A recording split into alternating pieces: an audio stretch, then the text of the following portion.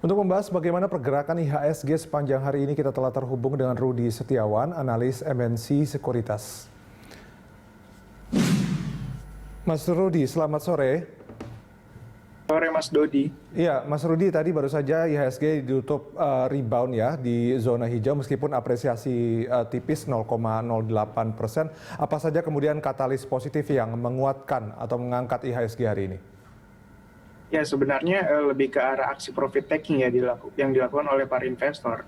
Karena kalau kita lihat sebenarnya kemarin dan juga hari ini beberapa rilis data makro justru menunjukkan sentimen yang negatif. Seperti kita katakan tarif cukai rokok yang meningkat 12,5% untuk di 2021. Selain itu juga data dari penjualan retail yang menurun 14,9% secara year on year.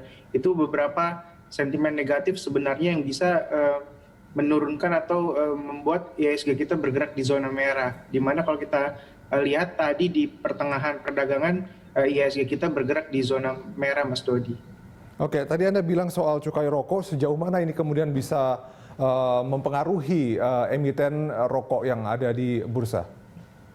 Ya, kalau saya melihat ya untuk dari tarif cukai rokok sendiri sebenarnya lebih ke arah jangka pendek. Karena memang kalau kita perhatikan sebenarnya pemerintah baru menaikkan kembali tarif cukai rokok di 2021. Di mana di 2020 sebenarnya pemerintah tidak menaikkan tarif cukai rokok. Karena kalau kita perhatikan sebenarnya pemerintah pun setiap tahun terus melakukan kenaikan tarif cukai rokok kurang lebih sebesar 10% setiap tahun. Nah, dengan adanya peningkatan 12,5% sebenarnya itu relatif kecil ya dibandingkan kalau kita lihat beberapa tahun sebelumnya. Kalau pemerintah tidak menaikkan tarif cukai rokok di salah satu tahun, kemudian nanti akan diakumulasikan kurang lebih sampai dengan lebih dari 15%.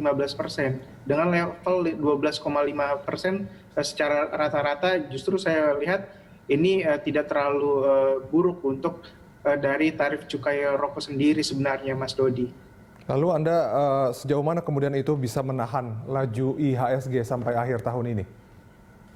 Saya rasa untuk dari HMSP dan juga Gudang Garam ya sebagai emiten yang memiliki market cap yang cukup besar untuk di IHSG kita, saya rasa ini hanya sentimen sebentar, kemungkinan saya melihat hanya untuk di minggu ini saja, kemungkinan untuk di minggu depan tentu akan ada beberapa katalis baru yang mungkin akan membuat IHSG kita tetap mencoba level penutupan di level 6.000. Karena kalau kita lihat saat ini IHSG kita memang sudah sempat menyentuh level 6.000 secara psikologis, namun untuk tutup dari level 6.000 saat ini belum tercapai, Mas Dodi. Lalu terkait dengan prospek IHSG sampai akhir tahun, apakah Anda optimistis bahwa di akhir tahun IHSG bisa menembus level 6.000-an? Ya, kalau kita lihat bisa saja ya, karena memang saat ini beberapa fund juga masih melakukan rebalancing, itu yang memang bisa menjadi potensi untuk IHSG kita bergerak di level 6.000-an. Karena kalau kita lihat sebenarnya efektif dari market sendiri terakhir adalah di minggu depan. Karena kalau kita lihat 2 minggu yang akan datang atau 2 minggu sebelum penutupan akhir tahun 2020 ini lebih kepada holiday. Karena kalau kita lihat saat ini perdagangan cukup pendek dengan adanya dari cuti bersama nantinya, Mas Dodi. Lalu butuh katalis positif apa nih untuk mengerek IHSG sampai ke level 6.000-an di akhir tahun? Ya, saya rasa akan lebih banyak kepada stimulus dan juga prospek dari rencana pemerintah ya akan seperti apa untuk menahan atau setidaknya memberikan angin segar terhadap pertumbuhan ekonomi yang akan diberikan di 2021. Karena kalau kita lihat saat ini beberapa katalis sudah mulai muncul seperti di RAPBN untuk infrastruktur sendiri itu meningkat lebih dari 40% anggarannya. Sehingga itu salah satu dari strategi pemerintah melihat prospek di 2021 itu akan lebih baik dibandingkan di 2020 nantinya, Mas Dodi. Oke, Mas Rudi, terkait dengan perkembangan proses vaksinasi ya, ini apakah apa kemudian pengaruhnya terhadap emiten-emiten farmasi, baik itu BUMN farmasi maupun emiten farmasi swasta?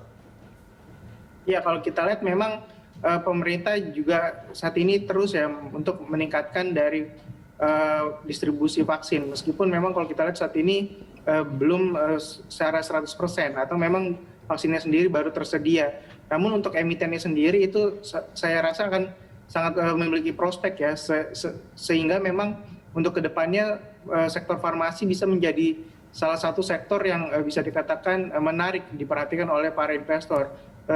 Selagi tidak untuk dari vaksinnya sendiri ini harganya tidak terkontrol, atau bisa dikatakan pemerintah bisa menetapkan batas bawah untuk dari harga vaksinnya itu sendiri, sehingga nanti para investor bisa menilai apakah benar-benar vaksin ini menjadi katalis yang cukup baik ya untuk para emiten farmasi ke depannya, Mas Dodi. Ada saran dan rekomendasi mungkin untuk emiten farmasi, Mas Rudi? Untuk emiten farmasi sendiri, saya melihat lebih kepada untuk saat ini mengikuti dari euforianya ya. Lebih baik jika adanya penguatan yang cukup signifikan, para investor bisa melakukan trading jual. Namun jika ada pelemahan yang cukup signifikan, para investor bisa melakukan akumulasi beli. Karena untuk saat ini memang sebenarnya investor harus tetap melihat dari sisi fundamental seperti apa ke depannya nanti untuk sektor farmasi, Mas Dodi. Oke, Mas Rudi, untuk perdagangan pekan depan apa yang harus diwaspadai oleh investor? Ya, untuk para investor tentu harus melihat ya bagaimana kira-kira dari perhitungan-perhitungan dari beberapa para ekonom dan juga para analis seperti apa nanti realisasi dari kemungkinan GDP secara keseluruhan di 2020. Itu yang memang teman-teman juga harus perhatikan. Dan juga untuk teman-teman perhatikan juga atau para investor melihat bagaimana prospek GDP atau PDB Indonesia di 2021, karena hal ini akan menjadi salah satu kunci pergerakan IHSG kita di awal-awal di 2021 nanti, Mas Dodi. Nah, lalu untuk rentang support resistance untuk pekan depan seperti apa, Mas Rudi? Ya, saya melihat untuk dari IHSG kita akan tetap mencoba level psikologis di 6.000 ya, dengan supportnya sendiri di 5.775 dengan resisten sendiri di 6.010, Mas Dodi.